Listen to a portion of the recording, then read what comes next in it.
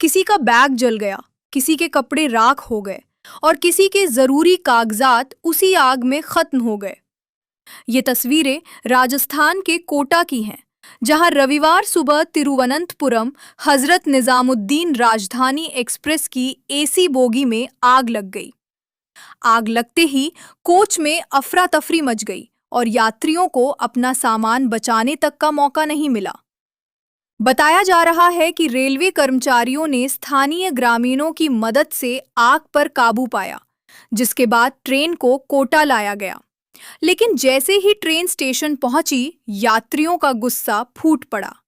प्रभावित यात्रियों ने रेलवे पर लापरवाही का आरोप लगाते हुए जमकर हंगामा किया। उनका कहना है कि जिस कोच में आग लगी, उसमें रखा सामान पूरी तरह जल गया और नुकसान काफी ज्यादा है। रेलवे की तरफ से यात्रियों को 5-5 हजार रुपए की सहायता राशि दी गई है, लेकिन बड़ा सवाल यही है कि क्या 5 हजार रुपए किसी यात्री के पूरे नुकसान की भरपाई कर सकते हैं? राजधानी एक्सप्रेस जैसी प्रीमियम ट्रेन में आग लगना सिर्फ एक हादसा नहीं, बल्कि सुरक्षा व्यवस्था पर बड़ा सवाल है।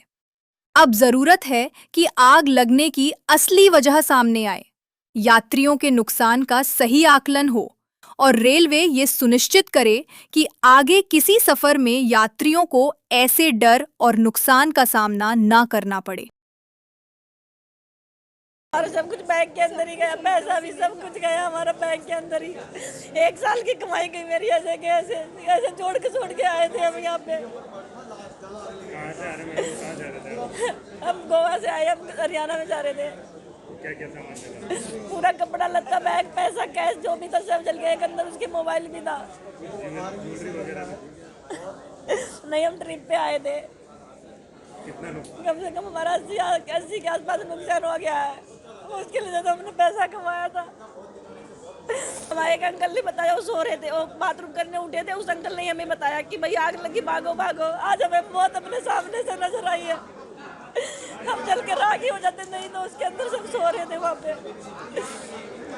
किस तरह की मदद का आश्वासन दे रहे हैं? कुछ नहीं दे रहे, सिर्फ ये मोटी गोली दे रहे, कुछ नहीं दे रहे हैं। पका रहे हैं हमें सब, वहाँ से पकाते हुए ही आ रहे हैं। अभी यहाँ पे पानी भी हमें गर्म दिया गया, अभी यहाँ पे पहुँच के पानी दिया गया। मैंने बोला भाई मुझे माइग्रेन की प्रॉब्लम, मुझे एक दवाई दे दो, कुछ खाने को दे दो।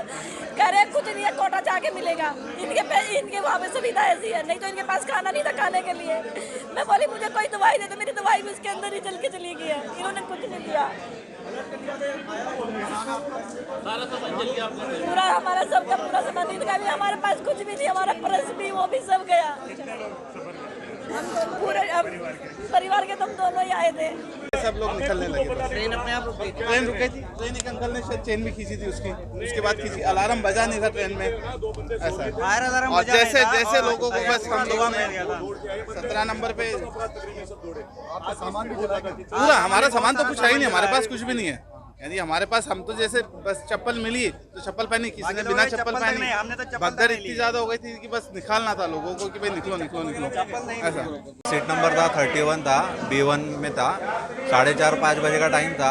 जब सोए हुए थे हम, तो अचानक देखा कि पूरा काला धुआं हो रहा है, पूरा स्मेल आ रहा है जलने का। तो हमने देखा कि छोटे छोटे बच्चे थे, इतने लेडीज़ थी, तो हमने उनको फटाफट नीचे उतरवा दिया। और फिर जैसे तैसे जब वो साइड से एक पैसेंजर अपना मालगाड़ी गई साइड से, तो उससे क्या हुआ कि आग और भड़क गई। तो जैसे ही हम 4-5 बंदे थे जो निकालने वाले, तो लास्ट में कूद गए हम। तो जैसे ही कूदे तो पाँव पूरा, नीचे पत्थर थे सब और अंधेरा था, पाँव पूरा मुड़ गया। अभी पता नहीं फ्रैक्चर है क्या है, पता नहीं। अभी वो मेडिकल वाला भी कोई आया नहीं, देखते हैं अभी।